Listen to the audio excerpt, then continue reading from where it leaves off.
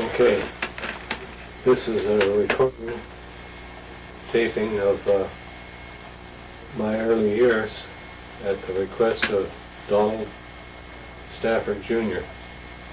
My name is Dick Stafford. I'm his grandfather. And I had two brothers and two sisters. Vera, born in March of 1920. Wilma, born in September 1922. I was born in November 1925. My brother Dave, born in March of 1929, and Bob, born in September 1930. At this recording, I'm almost 80 years of age. And I was going to talk about my early years, the things that I remember. My first memories the memories of my life start in a little house about 200 or 300 feet from the railroad tracks in the small town of Leicester. And at that time, we had coal oil lamps. There was no electricity. And I have been blessed with a memory of my early years that most people don't have. I remember my second birthday, and I remember being in the crib in the living room and waking up, and I heard a voice say, "He's awake now." And it was my grandfather, and he brought a small wooden wagon with wire wheels and placed it by my bed. And that was my birthday present. And he traveled from Seattle to the town of Leicester. And my grandmother also to my birthday.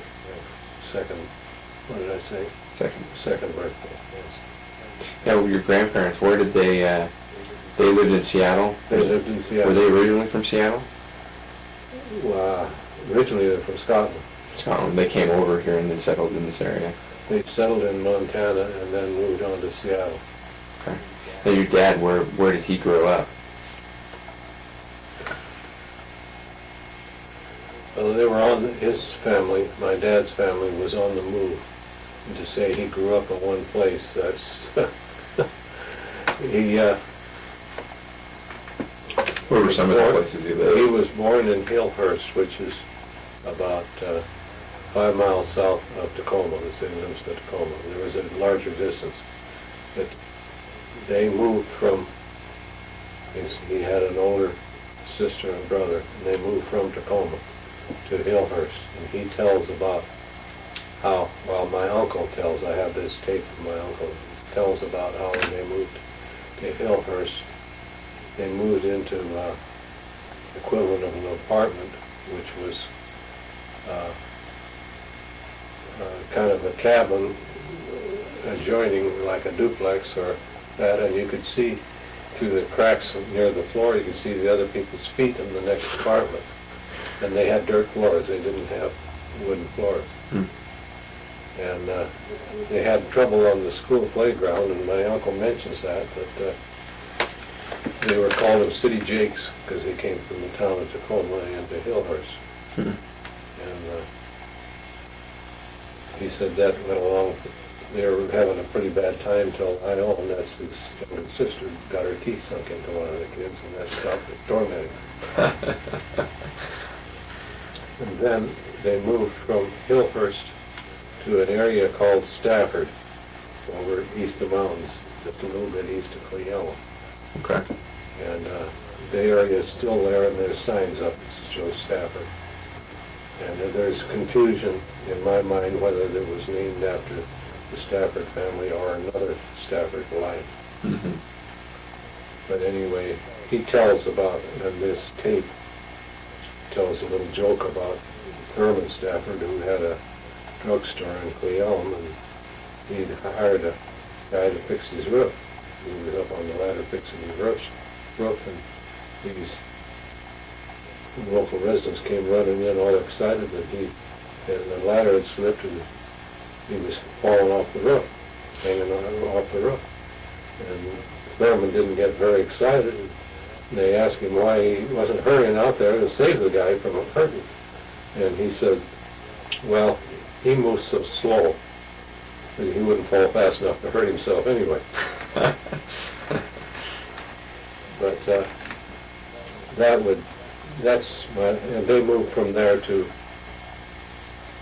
several places in Oregon. My oldest sister was born in what they call an area called Minerva, Oregon. And that was worth mentioning itself as her birth. They were in a little cabin, single wall cabin up in the mountains. And my mother was pregnant with my sister Vera. And when she started having contractions, my cousin Willard, the oldest the only child of my oldest uncle on my dad's side, had to get on a horse and ride to go get a doctor. And I don't know when the doctor got there, but he had to ride a horse too. I think she was born. And she only weighed 3 pounds, 1 ounce. She was premature. And in my mother's account of her life, she mentions how the women that lived in the area, they used to come in and stay in bed with Vera to keep her warm. And eventually they took a nail to the wall near the stove, carnation milk box. The milk used to come in cans, condensed milk come in cans in a wooden box. They nailed that up there, and that was her incubator up near the stove where she stayed. That was in Minerva, Oregon. And for what purpose were they down there? What kind of work was there? in the homestead, Okay. homesteaders. And I have a picture somewhere where shows piles and piles of debarked small trees, real small trees. And they were collecting cascara bark and selling it. Off of the homestead, there was 3 of them had homesteads. My grandfather and my uncle and my dad already had their own separate homesteads down there in that general area. But getting back to my early years, about this home that I stayed in at Leicester, lived in at Leicester, right near the railroad tracks. And there were no roads. There was wagon trails around there, and there was no cars, not a single car. And maybe 5 miles of wagon trails at the most. In fact, I don't think there was that much. It's more like 2 miles. Mm-hmm. And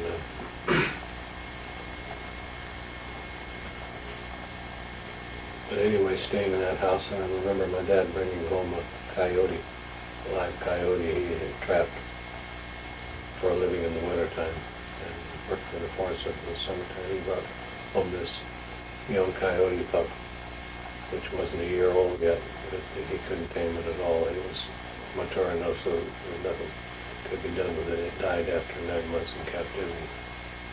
It was pretty vicious. I couldn't get anywhere near it. We kept it in the, we got rid of our chickens. We kept him in the chicken coop for most of 9 months. And then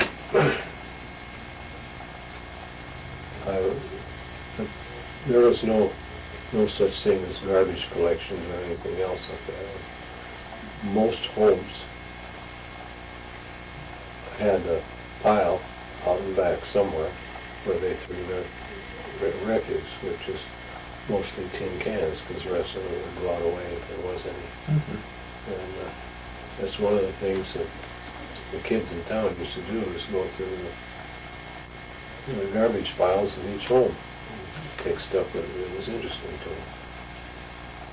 And anyway, in our place, I was out going through the garbage can pile in our house, and I was picking out nails is what I did, this is after.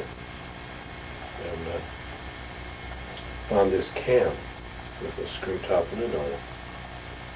And it was the same kind of a can that we used to get what they call lamp black or stove black in, which is a mixture of soot and alcohol. And you wanted it, when you clean the top of the stove or clean the stove, you had to have the stove pretty hot and spread that on there and then give it a nice real smooth black finish. But anyway, I couldn't get the lid off. So it was a real hot summer day, beating down on the cans and everything else. And since I couldn't get it off, and I tried several ways of getting it off, I squatted down and held the can between my knees while I was kneeling on the ground and picked a nail in the rock, and I drove the nail through the top of that can. And there was pressure, because of the sun shining on it, there was pressure inside the can. I hadn't been in the first spray can I had. But anyway, it sprayed right in my face. It just made me just horribly sick to my stomach. I didn't barf, but I was close to it. And the smell was so strong I couldn't really identify it.